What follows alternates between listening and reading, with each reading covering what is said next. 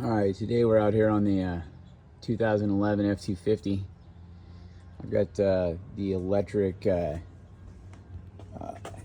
amp research steps that come down, and they are not recognizing the back passenger door is open. But I also realized the dome light and the open sensor on the dash was also not recognizing that the door is open. So we have a sensor problem. So the sensor for these doors is actually located in the latch. So if we can mess with the latch here, I can actually see that that's going to activate the step. So a couple of options. We could either have potentially a bad sensor, some bad wiring, but we're going to start with the simplest solution, which is going to lube this latch up a little bit, allowing it to operate all the way so that when you open and close the door, it activates the sensor. All right, so we've lubed this latch up a little bit, and by manipulating the latch, we can still activate the step. So it's still being quite touchy, which means that the next step here is we're going to take this door panel apart and clean the sensor's contacts and see if putting some electrical cleaner on there and cleaning those contacts and then lubing the latch from the inside will solve our problem.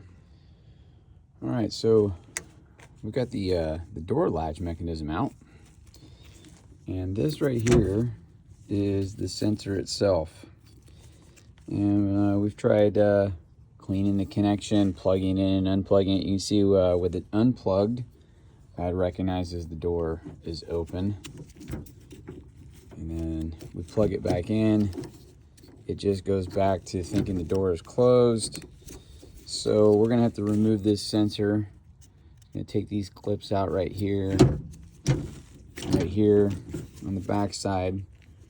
Right here, we're gonna pull those back with a pick tool and then pull the sensor out and take a look at the sensor. All right, so we got this whole assembly taken off, and now we have just the raw sensor sitting here. And we can see when we activate it, steps come down, dome light, seeing that the door is open.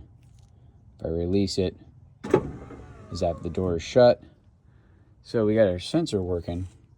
Now we just need to see if the activation mechanism inside the latch, which is going to be this piece right here, there's a chance that that is not activating our sensor correctly. So we're going to clean that up, lube it up, put it back together, and do a little test run. All right, we have the door latch sensor removed. It's very difficult to see, but there's a little area right there that actually says tab on it. See if I can point it out here with the hook. Right here, this little plastic piece. You have to pry that up and then give this sensor a quarter turn, and then the sensor will come out.